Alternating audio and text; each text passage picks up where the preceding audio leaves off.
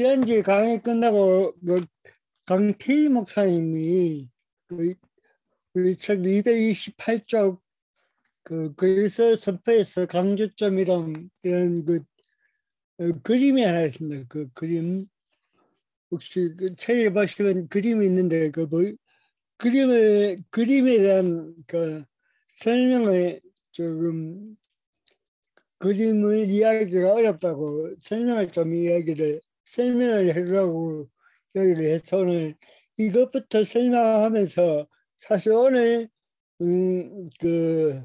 강의는 오늘 이 페이지 여기서부터 출발해로 지난주에는 우리가 객관적인 이야기를 했다면 오늘부터는 오늘 228페이지부터 계속해서 이제 강의를 이어나가겠습니다. 오늘 228페이지에 있는 그림의 가장 기본적으로 이해해야 할 게 뭐냐면은 그림을 설명하기 전에 먼저 하루라고 해야 될까 아니면 이번 학기에 여러분들이 이제 앞으로 이제 헬레니즘 패러다임이 끝나고 그다음에 이제 중세 패러다임까지 이번 학기에 공부할 계획인데 이번 학기에 우리가 같이 공부하면서 항상 머리에 우리가 생각에 머리에 염두에 둘 게 뭐냐면은 복음화라는 문제하고 성서적이라는 문제를 함께 이번 학기에 고민했으면 좋겠습니다. 복음화라는 게 뭔가, 그것이 어떻게 한 게 지금 뭐 한국교회의 가장 큰 목표라고 한다면은 한국의 전체적인 복음하고 나아가서는 세계의 복음화라고 할 텐데, 그게 어떻게 보면 교회의 하나의 어떻게 보면 그게 교회의 목적이고 또 예수님의 지상 능력이라고 그렇게 이해를 하는데, 이게 어떤 의미를 가지고 있는가, 그러니까 어떻게 이 복음화가 이루어진다는 것이 무엇을 뜻하는가를 이번 학기에 우리가 한번 고민을 해봤으면 좋겠습니다. 왜 이런 이야기를 하냐면, 우리가 알다시피 이제 오리겐을 공부하고 이제 313년 기독교 공인이 끝나고 이제 넘어가 국교화가 되고, 또 그 국교화를 통해서 이제 기독교라는 종교가 하나의 국가의 종교가 되고, 그 종교가 이제 중세 시대에 가면 중세 세대와 역사를 지배하는 하나의 종교로서, 그리고 현재까지도 어떻게 보면 이 유럽과 서방 지역은 이 기독교라는 종교가 어떻게 보면 힘을 아직도 여전히 영향을 펼치고 있는 상황인데, 그 시초가 바로 어떻게 보면 로마의 이제 국교가 된 기독교로부터 시작되는 거죠. 근데 우리가 이번 학기에 공부하면서 이 로마 기독교가 이제 로마의 종교가 되면서 일어났던 여러 가지 문제를 우리가 이제 볼 수가 있을 겁니다. 그리고 우리가 그건 또 역사적으로 다 알고 있는 내용이기도 하고요. 이런 점에서 복음화라는 게 단순히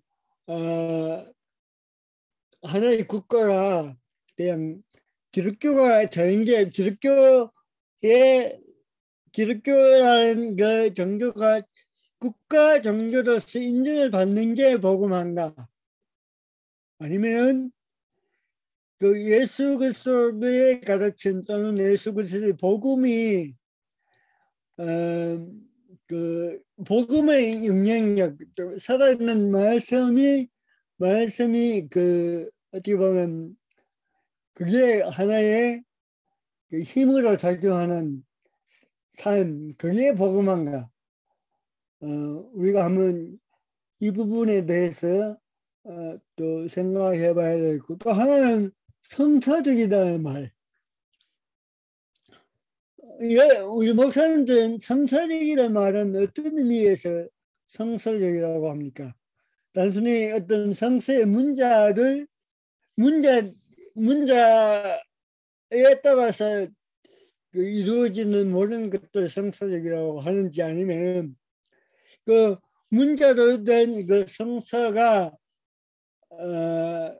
그 성경을 읽는 어떤 사람에 의해서 해석되고 이해가 되어지는 어떤 그 결과물을 가지고 성서적이라고 하는가의 문제입니다. 왜 이 문제가 또 이번 학기에 그 하나의 또 중심적인 그 이야기가 될 수 있느냐 하면은, 이제 오리겐으로부터 시작돼서 이제 교리가 만들어지죠. 교리가 만들어지고 또 이 교리가 이제 나아가서 동서방교회의 분류를 이루는 어떤 하나의 촉매제 역할을 하고, 계속해서 이 교리의 문제가 하나의 교회가 일치를 이루지 못하고 또 교회가 교회답지 못하는 어떤 요인으로서 작용하는 하나의 그 요인이 되는데, 그 교리라는 게 어떤 의미에서는 성서적인가? 그러니까 왜냐하면 이렇게 물을 수 있는 것은 그 동방교에서 이해하는 성서의 이해와 그리고 서방교에서 이해하는 성서 이해가 다른데, 도대체 그 다른 성서 이해가 분명히 다른데, 그렇다면 어느 부분을 우리가 성서적이고 정통적이라고 그렇게 기준을 정할 수가 있는 문제가, 또 하나의 이제 그 이 헬레니즘 테들리즘 속에서 생겨난 그 기독교 교리, 그리고 이 헬레니즘 패러다임 속에서 생겨났던 이 교리는 어떻게 보면 기독교의 핵심적인 교리죠. 이 헬레니즘 패러다임 속에서 생겨났던 교리가 바로 기독론이고, 또 하나는 이제 삼일체론의 문제입니다. 이런 것들을, 이런 어떤 아주 핵심적인 그 교리가 이제 이 헬레니즘 패러다임 속에서 생성되는데, 많은 이제 우리로 그렇게 이야기를 하죠. 삼일체라는 말에 성서에 없다. 뭐 또 예수님은 은성과 선성을 함께 가지신 분이라고 이야기하는 그 이야기를 어떻게 보면 성서에 없는데, 우리는 왜 그걸 또 핵심적인 교리, 중요한 교리로 이해를 하는 데 있어서 도대체 성서적이란 말이 이런 상황 속에서 성서적이란 말이 어떤 의미를 가지고 있는가, 그걸 우리가 한번 고민해 봐야 할 필요가 있다고 생각합니다.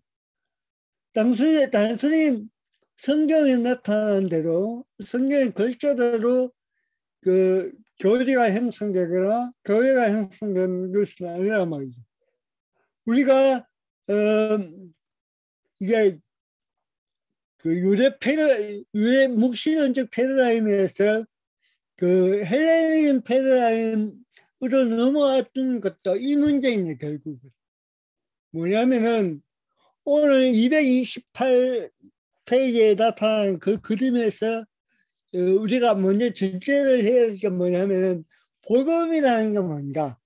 복음은 그 제가 앞에 거기 이해를 위한 전제라고 쓰여 있는 부분인데 예수 그리스도의 죽음과 부활을 부활은 유래 묵시부적 패러다임에서 결론에 해당되는 사건입니다.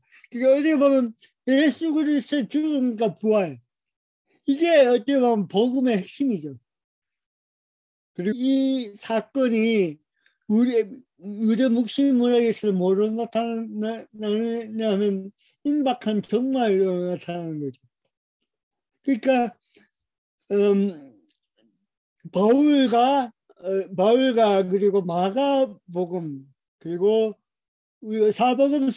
사복음서라고 이야기하는 그 마태, 마가, 누가, 요한의 복음의 내용 그리고 바울서신의 내용은 대부분 이 구조 속에 이 핵심적인 그 내용을 가지고 있습니다. 바울서신도 그렇고 복음서도 그렇고 이 복음서와 바울서신이 이야기하는 것은 예수 그리스도의 죽음과 부활 그리고 그분이 그 성천하셨다가 다시 이 땅에 오신 그 재림의 사건, 그게 어떻게 보면 성서 전체, 신약 성서 전체의 내용이기도 하고 그게 우리가 소위 말하는 복음이라는 거죠. 이 복음이 이제 그 단순히 유래 지역에만 머물고 있었던 그런 하나의 단편적인 어떻게 보면 제한적인 그런 소식이 아니고 그게 이제 그 당시에 세계를 지배했던 헬라 그리스의 세계로 넘어가게 되면서 이 문제가 그 바울과 이 복음서에서 핵심적으로 다루고 있던 내용이 이제 변화가 된다는 거죠. 그렇죠? 어떻게 변화가 되느냐면 예수 그리스도의 죽음과 부활이 중요한 게 아니고 예수는 누구인가? 또 예수는 하나님의 아들이라고 하는데 그렇다면 하나님과 예수님은 어떤 관계인가? 이 부분이 이제 어떻게 보면 그 헬레니즘으로 헬레니즘 패러다임으로 넘어가면서 기독교가 변화가 되는 거죠. 이 문제로. 이 강조점이. 그러니까 유래 묵시문학적 패러다임에서는 예수 그리스도의 죽음과 부활 그리고 재림이 그 강조점이었고 그게 중심점이었다면은 이게 헬레니즘 패러다임으로 넘어오면서 그 예수는 누군가 또 예수는 하나님의 아들인데 그분은 또 하나님과 어떤 관계에 있는가 그리고 성령을 통해서 이제 교회가 형성되는데 이 교회를 이제 생산시킨 이 성령은 또 예수와 하나님과 어떤 관계인가 어떤 그런 존재론적인 질문으로 이제 그 패러다임은 그 경주증이 바뀐다는 겁니다. 그래서 그 책의 밑에 보시면은 이러한 글속을 사상들 이런 그 한스킹의 그 책에 보면 이런 이야기가 있습니다. 오리게는 유래교에서 비롯된 예수 그리스도라는 임박한 묵시론적인 개념 대신에 일찍이 누가가 자신의 복음서와 서로 행전에서 길을 예비해 놓았던 예수 그리스도에 대한 헬레니즘적이면서 구속사적인 개념적인 처음으로 완전하게 구체화시켜 놓았다. 그런 그리스도를 통해서 이루어진 하나님의 성육신. 그러니까 예수 그리스도의 부활과 예수 그리스도의 고난과 그 십자가의 이야기보다는 하나님께서 인간의 몸을 입고 땅에 오셨다. 그 부분이 이제 그 강조점으로 이제 전환이 된다는 거죠. 이게 패러다임 전환이라는 겁니다. 그래서 계속해서 한스킹은 이야기합니다. 헬레니즘의 영향을 받은 글쓰기의 중심은 더 이상 바울의 서신서들이나 사복음서에 나타나는 것처럼 십자가와 부활이 아니었다. 이제 그 중심이 성육신, 좀 더 정확하게 표현하자면 신적인 로고스의 영원한 선제와 성육신, 그 위와 아래, 그리고 진정하고 이상적인 천상의 세계와 거짓되고 물질적인 지성세계 사이의 플라톤적 간극을 극복하는 일에 관한 사변적인 문제로 옮겨가게 되었다. 이게 바로 그 유래 묵시문학적 패러다임에서 헬레니즘 패러다임으로 넘어오면서 이제 하나의 극적인 어떤 핵심이, 기독교의 핵심이 이렇게 변화되었다는 걸, 이뤄냈다는 것을 이제 이야기를 합니다. 이제는 계속해서 보시면 이제는 사람들의 구속사의 묵시적 시간적 흐름에 따라 사건의 순서대로 예수님의 지상생애, 수련과 죽음, 그리고 부활과 재림, 이런 걸 생각하는데 우주적 공간적 틀 속에서 상하적인 하나님의 아들의 선제, 또 강림, 성천, 이런 구조로 이제 기독교의 핵심적인 내용이 바뀌었다는 겁니다. 자, 이렇게 바뀌면서 또 하나 아까 이야기했던 것처럼 성서적이든, 그렇다면 여기서 성서적이라는 말이 무엇인가 문제가 여기서 생기는 거죠. 자, 성서적이 어떤 게 성서적입니까? 예수 그리스도의 죽음과 부활, 그리고 예수님께서 다시 오시겠다는 그 정말론적인 그 사건 자체가 성서적입니까? 아니면 이 헬레니즘의 세계에 들어오면서 바뀐 핵심적인 내용, 예수 그리스도의 존재 또는 하나님과 예수 그리스도의 관계, 이게 성서적인가? 우리는 뭐 쉽게 이거 어떻게 보면 여기서 이제 우리의 고민이 생기는 거죠. 자, 그래서 왜 이게 또 하나의 큰 문제가 될 수 있느냐면, 전에 말했던 복음화의 문제와 연관이 됩니다.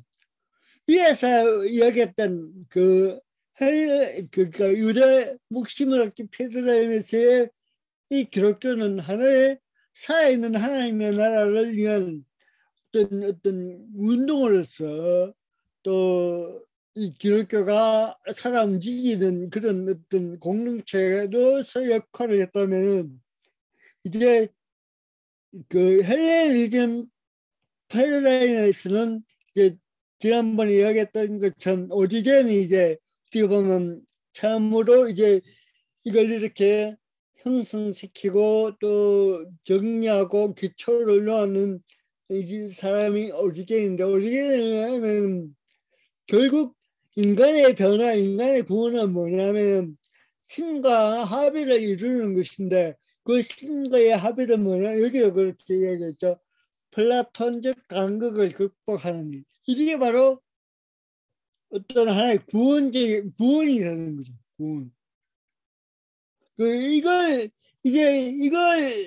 이걸 목표로 하는데, 이걸 이루려면 무엇이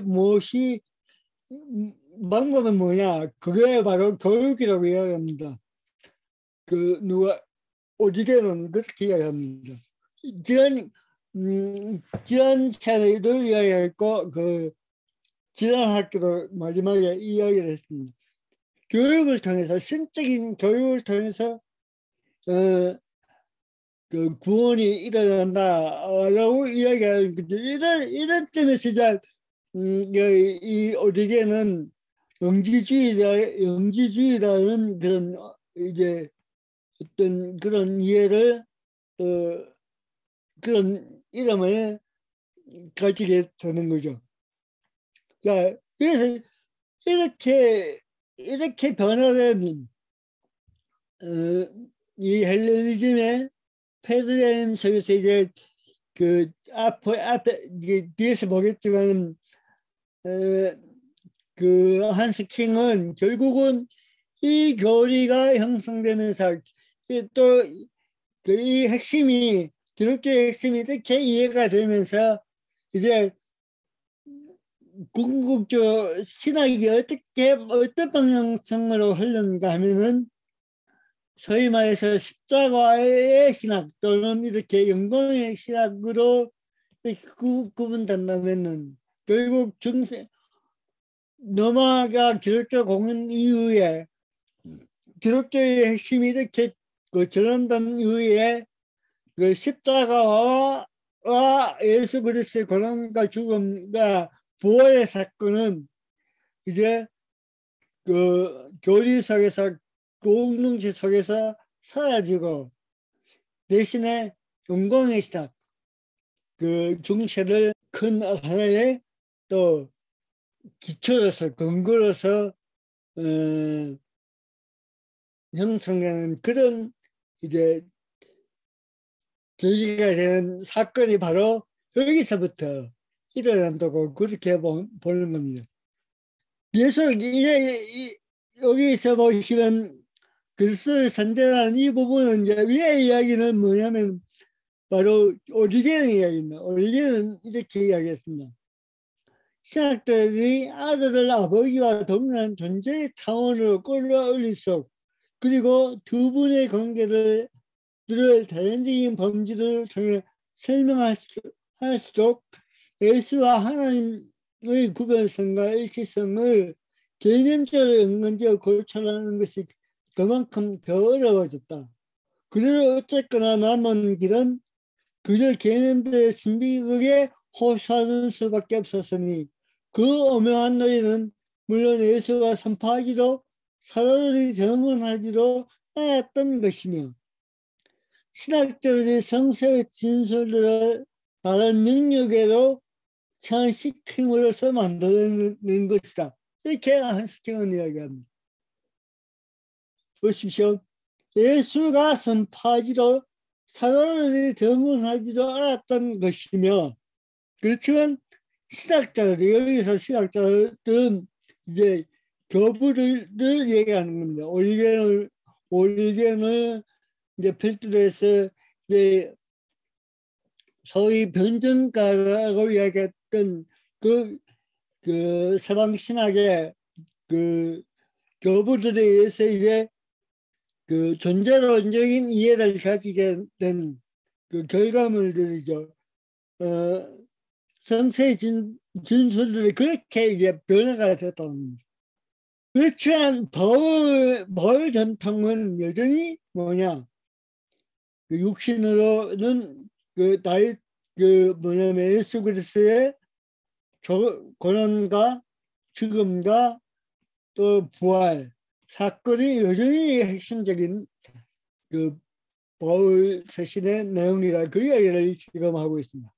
이런 바울의 이해를 그리고 복음서의 이 내용들이 이제 이 헬레니즘 패러다임 세계로 넘어오면서 이렇게 존재론적 이해가 이해도 변화됐다. 그 중심점이 그래서 그 이야기를 계속해서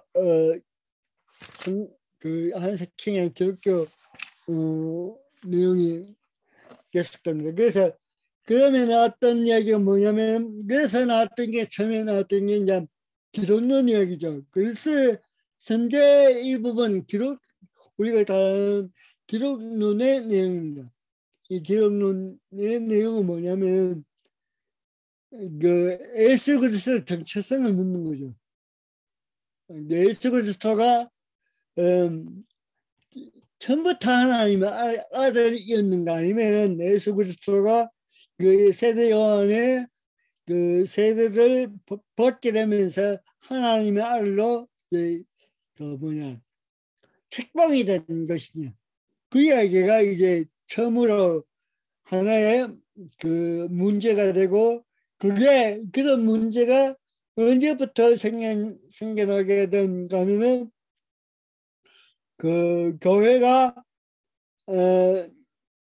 그 이방 소위 말해서 그 유대 지역에 따라서 이제 이방 지역으로 나가면서부터 이 문제는 생기게 되었다고 그렇게 이제 한세 킹은 보는 겁니다.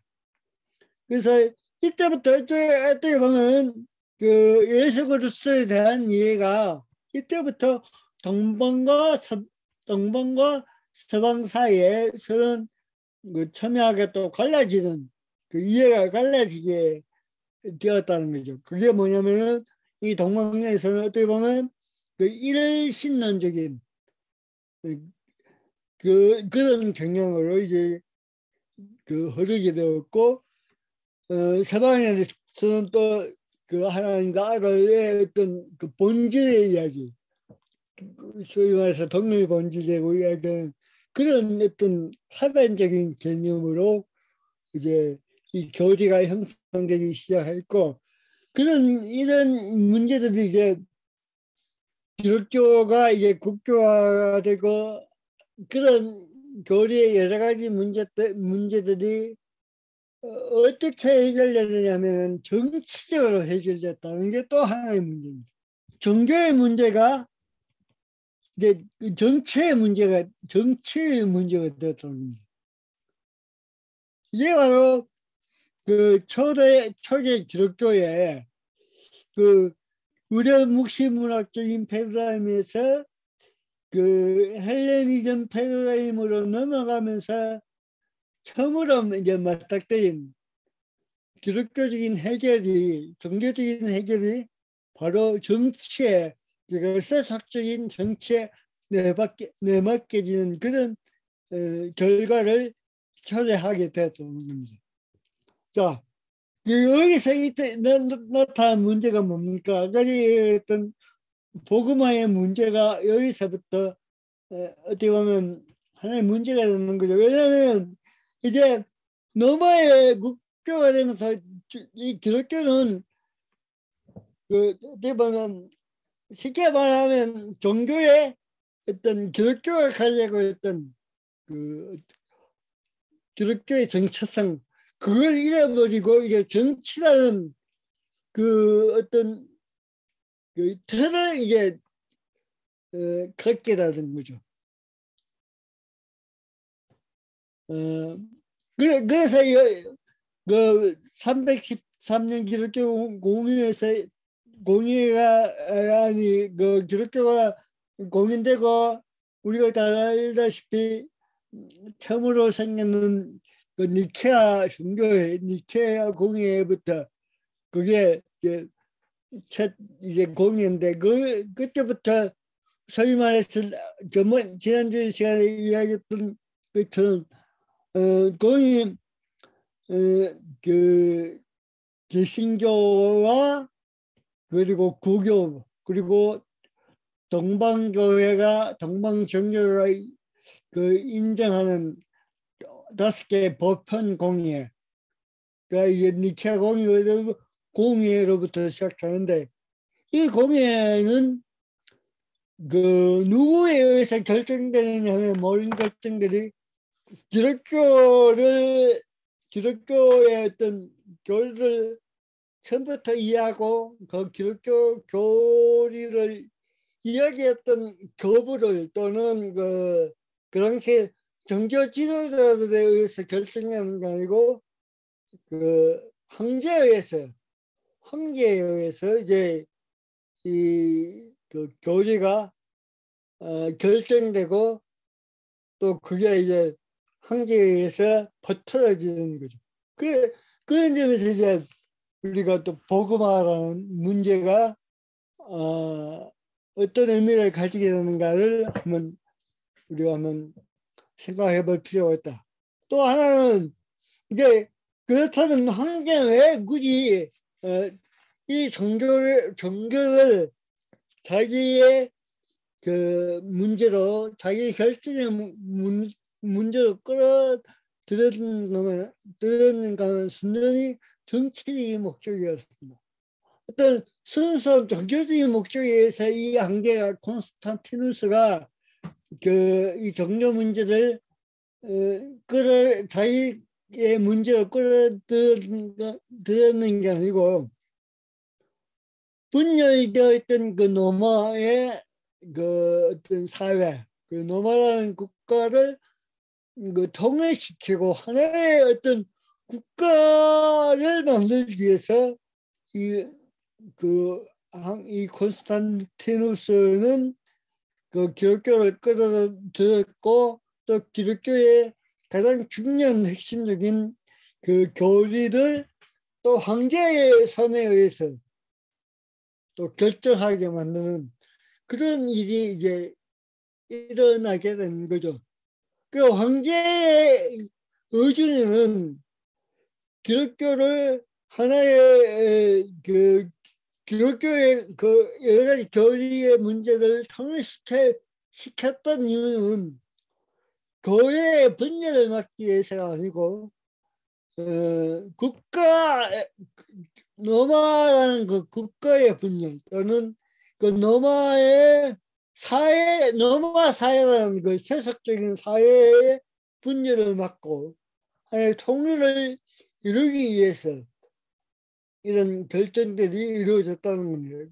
어떤 면에서 이 노마 황제는 하나의 이념으로서 이제 이 기독교를 받아들이고 공유하고 또 그 노마 국가라는 그 전체 국가의 통일의 어떤 이데올로기로서 이제 어떻게 보면 이 그 기독교라는 종교가 하나의 공인되고 또 공의회 또 종교회의가 이루어지고 형성되고 결정됐던 그런 일들이 이제 헬레니즘 페르라임 속에서 일어나게 되는 거죠. 이런 과정을 거쳐서 이제 니케아 종교회의를 가지게 되고 거기서 이제 우리가 잘 알다시피 그 예수 그리스도와 성자와 성부의 그 동일 본질이 같으시다는 그 교리가 여기서 결정되고 그게 황제의 손에 의해서 결정되고 되는 여기서 되는 거죠. 그러면서 이제 또 이 문제가 그 결정으로 끝나는 게 아니고 또 하나의 문제를 이제 또 가지게 되는 게 바로 그렇다면 성령은 또 하나님과 예수 그리스도 성자와 어떤 관계 속에 있는가 그게 이제 니케아 콘스탄티노플에서 결정된 삼일체 교리가 또 형성되게 되는 겁니다. 그것도 그 삼일체 교리 형성 과정도 순전히 종교적인 어떤 그 차원에서 결정되는 게 아니고 정치적인 차원에서 또 국가적인 차원에서 결정이 되는 겁니다. 그렇게 되면서 이제 이 기독교라는 교회가 그 박해받는 그 공동체에 따라 이제 어떻게 보면 국가의 그 종교가 되고 이제 이 국가의 권력을 힘을 입은 이제 이 기독교가 또 이제 박해받는 어떤 공동에서 박해하는 교회를 이제 또 이렇게 변화되는 그런 사건들이 또 여기서부터 또 시작되고 그런 종교의 권력화 내지는 또 기독교의 권력화 기독교의 어떤 소위 말해서 어떻게 보면 변질이라 할까 복음의 핵심적인 내용을 끈가해버린 채 누가 이제 그 힘을 가질 수 있느냐의 문제가 그 이때부터 이제 그 또 생기게 되고 그것들이 결국은 그 동문교회와 서방교회의 분열도 우리가 잘 알다시피 그 하나의 교회적인 문제도 분열의 요인이 되었지만 어떤 그 정치적인 권력의 문제, 그런 권력의 문제로 바로 그 동문교회와 서방교회의 또 하나의 분열에 있어서 하나의 요인이 되었다. 그렇게 볼 수가 있습니다. 그 이야기가 어디까지의 내용이냐면은 이제 239페이지까지 내용입니다. 그리고 이제 그러면 254페이지까지 내용입니다. 254. 오늘은 그 이후의 이야기를 조금 하겠습니다. 그 전에 너마 그 그런 시의 지도를 우리가 이해를 할 필요 있는데 여기서 우리가 유심히 봐야 할 게 뭐냐 콘스탄티노플 도시 이제 동문교회의 수도가 되는 거죠. 로마와 콘스탄티노플 이 로마의 황제에서 이제 콘스탄티노플이 이제 세워지고 하나의 기획 도시가 이제 여기에 동망에 세워지는 거죠. 지역적으로 이 지역에 이 콘스탄티노플 이 도시가 세워지고 여기에 또 교회가 세워지는 거죠. 교회가 세워지고 로마 교회는 여전히 그 처음부터 있었던 이제 314년 이전부터 이제 교회가 있었고 물론 이 동방에 그 세워진 교회로 여전히 그 예수 그리스도 사건 이후에 우리가 잘 알다시피 그 이집트 지역하고 이런 동방 지역에 건동 지역에 기독교의 분파들이 존재했다는 것을 그 지난 학기에 우리 당시 그 뭐냐 이슬람교가 그 태동될 때에 기독교 역할을 하면서 잠시 이야기했던 것 같습니다. 어쨌든 이제 콘스탄티노플 이 도시가 계획적으로 만들어지면서 이제 거기에 하나의 교회가 생기고 그리고 이게 아까 이야기했던 것처럼 이제 교회가 국가교회가 되면서 이제 모든 그 조직이 국가조직처럼 이제 국가조직과 상응되는 그런 조직을 이제 이 교회가 갖추게 됩니다. 그래서 그 국가 조직과 상호하게 갖춰진 그 교회 조직이 이제 나누어지게 되는 거죠.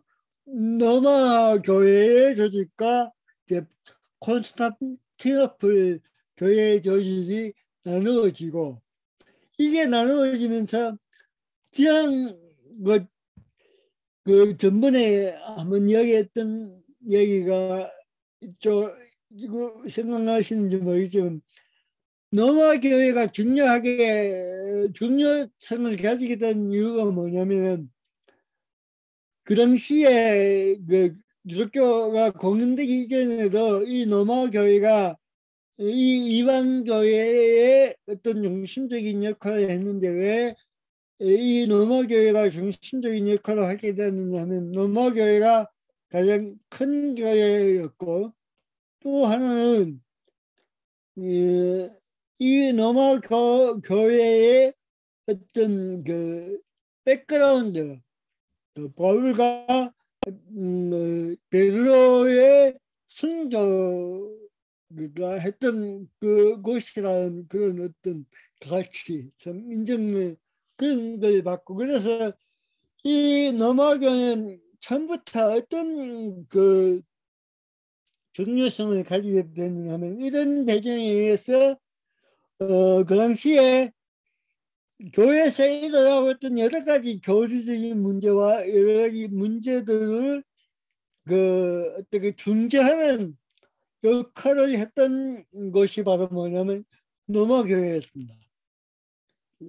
우리가 다른 이방 여러 지역에 있었던 그 교회가 있었고 그 교회들의 여러 가지 문제들을 중재하고 해결했던 역할을 했던 게 바로 노마 교회였고 그래서 이 노마 교회의 주교가 바로 어떻게 보면 그 당시에 노마의 그 흩어져 있던 그 세계에 흩어져 있던 교회를 중재하고 관리하는 역할을 처음부터 하게 되는 거죠.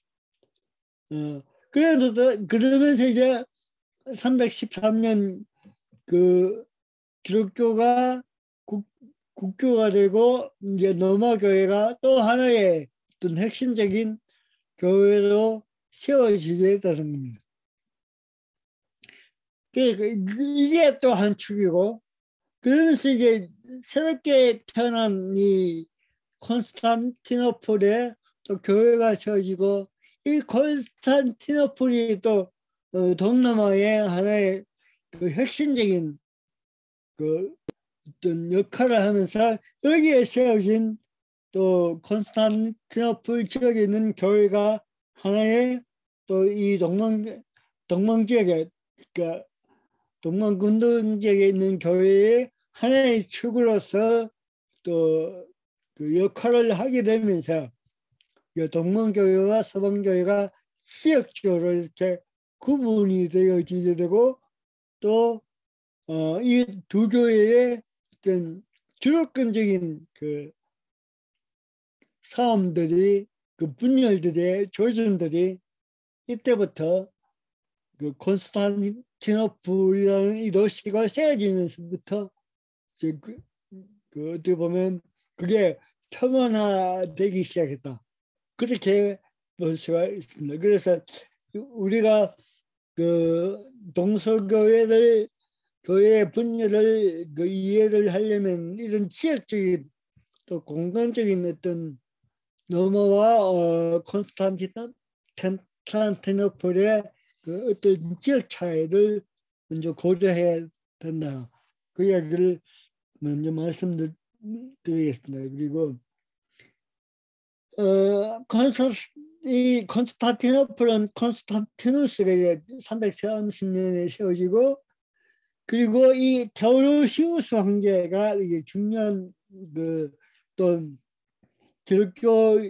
로마 기독교 역사에서 하나의 중요한 역할을 하게 되는데 뭐냐면은 테오도시우스 황제 이전에 콘스탄티누스 황제 그 사이에 또 황제가 있는데 이들은 그냥 어떤 정치적인 아까 이야기했던 것처럼 이념으로서의 기독교를 만들고 받아들이고 이용을 했다면은 테오도시우스 황제 때부터 이제 이 황제는 어떻게 보면 그런 정치적인 그런 어떤 의도보다 종교적인 의도가 강했습니다. 다시 말해서 테오도시우스 황제는 처음부터 그 기독교인으로서 이제 정치를 시작했던 인물이 바로 이 테오도시우스 황제입니다. 그러니까 콘스탄티누스는 이제 우리가 잘 알고 있는 것처럼 죽을 때 그 세대를 받았다고 하죠.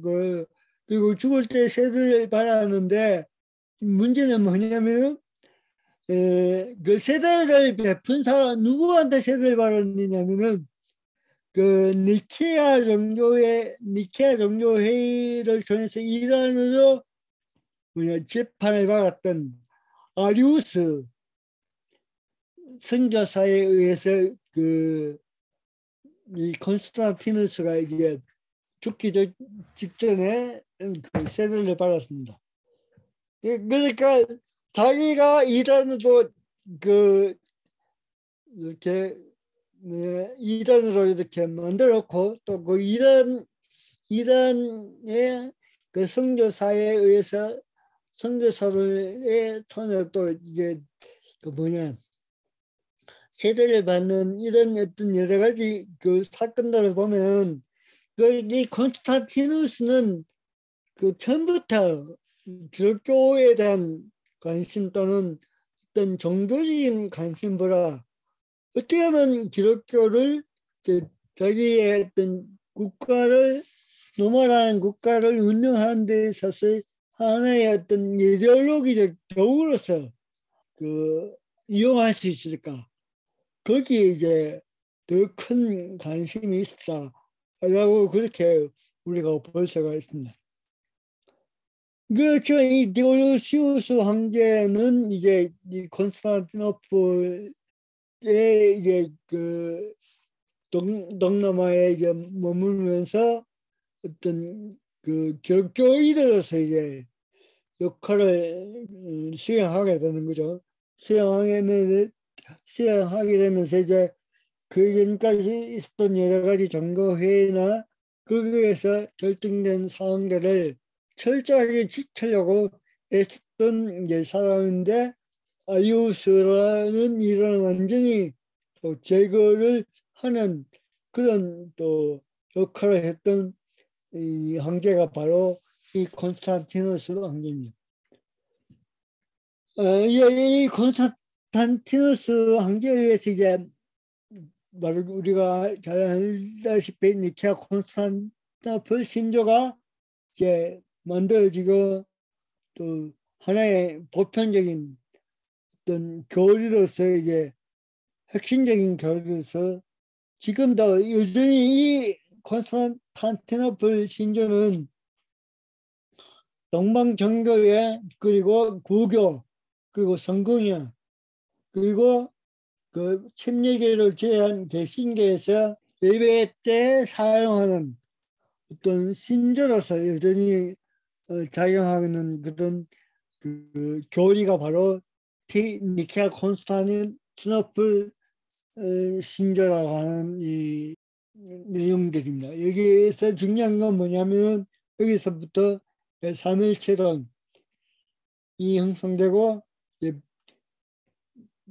그 동방교회와 서방교회의 또 그 분열의 가장 핵심적인 필력회 그 이야기가 여기서부터 이제 어떻게 보면 삭트는 그런 일들이 바로 이 콘스탄티노플 신조로부터 시작되는 겁니다.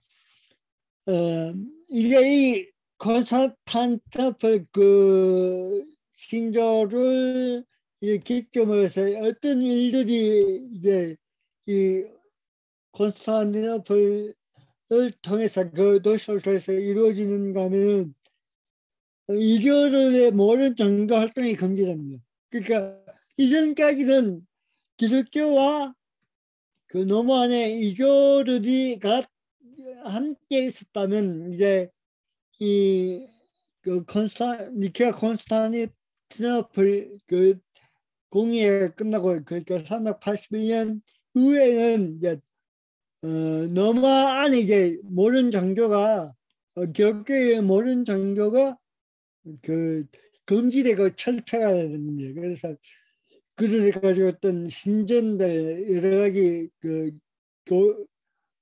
기독교 외의 종교가 가지고 있던 어떤 그 재산들 이런 것들이 몰수되기 시작했고 또 이제 이때부터 이제 그 국가의 어떤 공무원이 되려면 기독교의 또 세대를 받아야지 교회 세대를 받아야지 공무원이 되는 그런 이제 제도가 그런 법들이 이제 만들어지면서 완전히 이제 국가교회가 됩니다.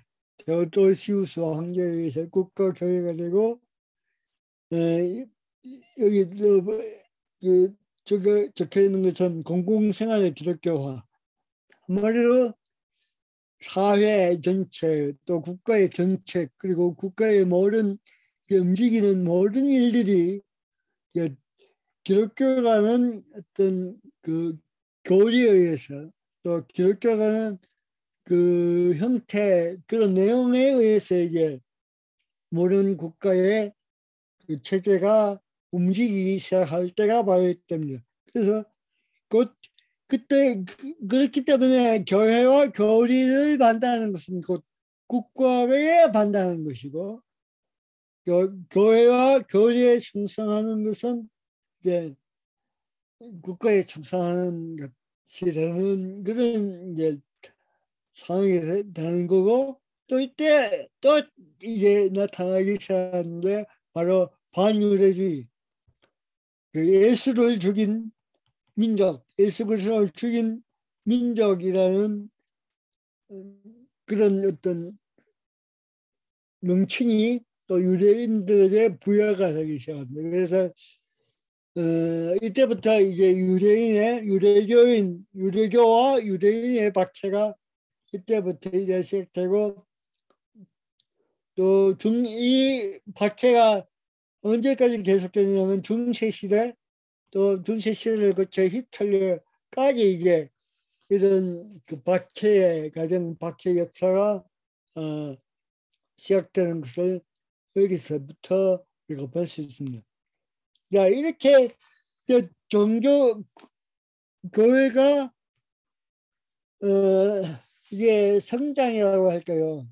뭐 아니면 성공이라고 할까요? 이게 교회의 성공, 기독교의 성공, 기독교의 성장이라고 할 수 있는지 모르겠지만 어쨌든 이런 상황에서 무엇이 이제 문제가 되느냐면 지하학계 제가 그 초대교회, 노모교회를 이야기하면서 그 세대를 그 교회의 세대 교인이 되기가 엄청나게 까다로웠다고 이야기를 했다. 그러니까 세대를 바르려면 3년, 2년에 3년 정도의 그 교육 과정을 거쳐야지 그 정식적인 세대 교인이 되는 그런 때가 바로 노마 초대교회 그 기독교가 공인되기 이전의 그 모습이었다면 이제 국가의 공무원이 되고 공공의 모든 활동들이 기독교적인 그 어떤 형태를 갖춰야 하니까 이제 이 세대 교육이 또 세대받는 그 교육이 짧아질 수밖에 없는 거죠. 짧아진다는 이야기는 뭐냐면 이때까지 지키고 있던 그 교회의 어떤 핵심적인 가치가 이제 그 어떻게 보면 연해지는 거죠. 그 묽어진다고 할 수 있죠. 그렇게 되면서 이제 교회가 어떻게 보면 세속화가 일어나는 그런 일들이 이제 여기서부터 이제 생겨나기 시작합니다. 그래서 이런 교회의 어떤 순수성 또는 교회의 이런 변화를 그 거부하고 또 이런 교회의 모습을 순화시켜야 되겠다고 이제 일어난 운동이 뭐냐면 바로 스로원 운동입니다.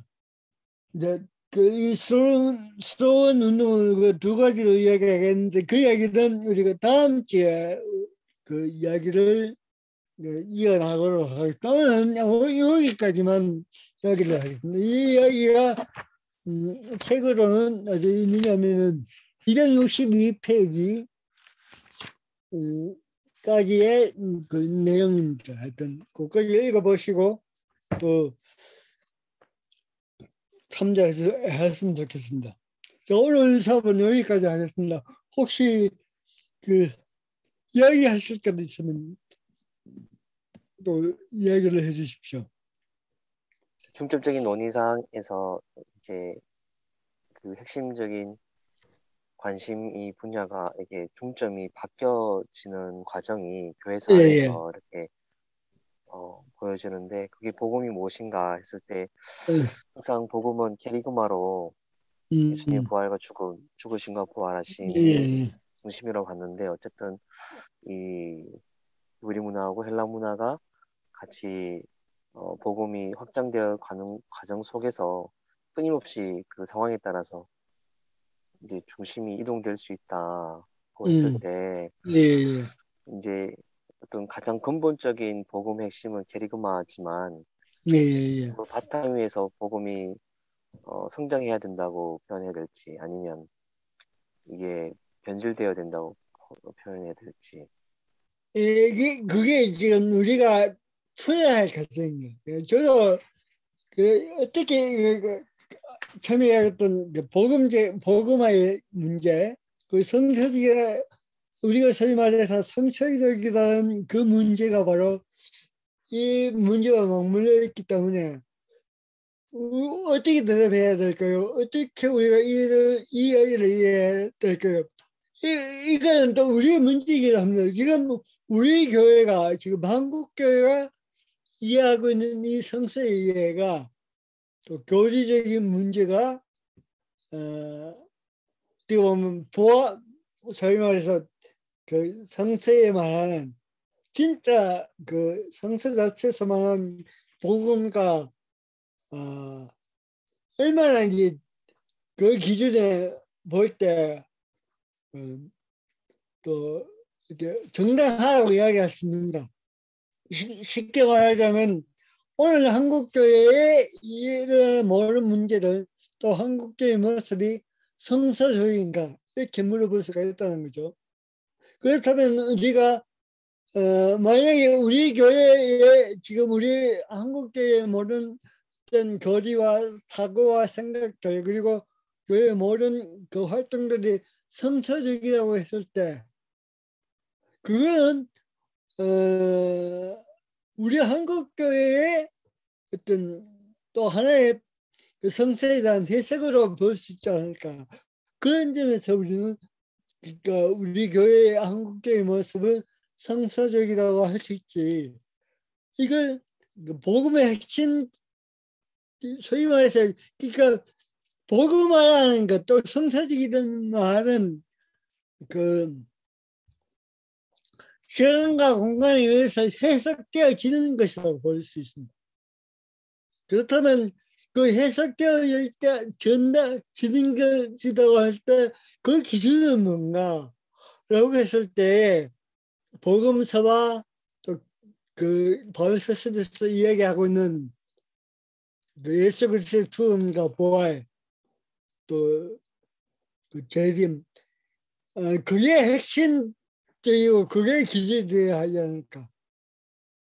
만약에 그렇게 본다면 만약에 그게 핵심적이고 그 기준으로 본다면 헬레니즘에 있던 교회는 이런 문제가 또 생기는 거죠. 그러면 그 헬레니즘 패러다임에 있었던 교회는 변형된 것이냐 아니면 그거는 복음적인 자가 아닌가 아니면 그건 성서적인 것이 아닌가 이렇게 또 우리가 물어볼 수 있잖아요. 그거는 어떻게 볼지 이게 뭐 이거다라고 얘가 정확하게 규정은 짓지 못하는데 우리가 정말로 그럼에도 불구하고 우리의 기준은 바로 예수 그리스도의 죽음과 그 고난과 죽음과 부활 거기에 맞춰져 있지 않을까 알아야 할까 어떤 헬레니즘 교회는 그 우리 한국 교회는 근데 한스킹은 보기에 이미 헬레니즘 교회는 기독교는 그걸 벗어났다 그런 의미에서 어떻게 보면 한스킹의 입장에서는 변질되었다라고 그렇게 말할 수 있는 거죠. 그래서 그렇게 변질된 모습이 어디까지 가느냐 중세시대까지 간다. 그렇게 한석행은 보고 있는 겁니다. 여전히 우리가 물어야 될 질문입니다.